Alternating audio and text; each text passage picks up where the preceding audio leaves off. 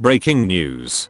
Biden orders US airstrike in Syria, targeting Iran-backed militia. US media reports, citing the Pentagon, say the United States conducted a military airstrike in eastern Syria along the border with Iraq Thursday evening, targeting Iranian-backed militias in retaliation for a recent rocket strike in Erbil in northern Iraq that left several Americans injured. The airstrike targeted structures in the eastern Syrian town of al-Kaamaal that belonged to Iranian-backed militias that have launched rocket attacks in the past against American facilities in Iraq, including the US Embassy in Baghdad, according to a US official. At President Biden's direction, US military forces earlier this evening conducted airstrikes against infrastructure utilized by Iranian-backed militant groups in eastern Syria, John Kirby, Pentagon spokesman, said in a statement issued Thursday night, according to NPR. These strikes were authorized in response to recent attacks against American and coalition personnel in Iraq, and to ongoing threats to those personnel, Kirby continued.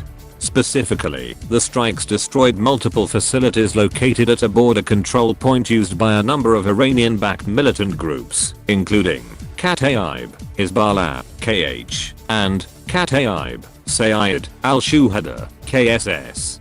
ABC News says another official described the airstrike as targeting a location through which both groups engaged in smuggling into Iraq.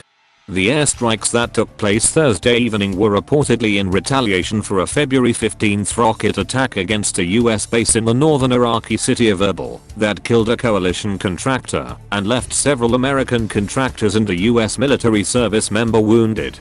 The decision to strike at a militia targets inside of Syria and not inside of Iraq was seen as a smart move by national security analysts, according to ABC News.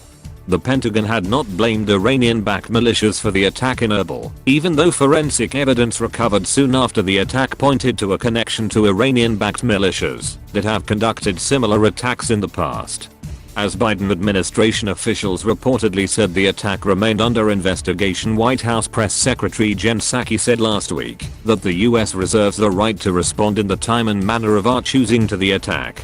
Earlier on Thursday, the Kurdish government in northern Iraq claimed that it had identified suspects in the attacks and had provided that information to the Iraqi government and the US military in Baghdad. Thank you for watching. Please subscribe for more videos.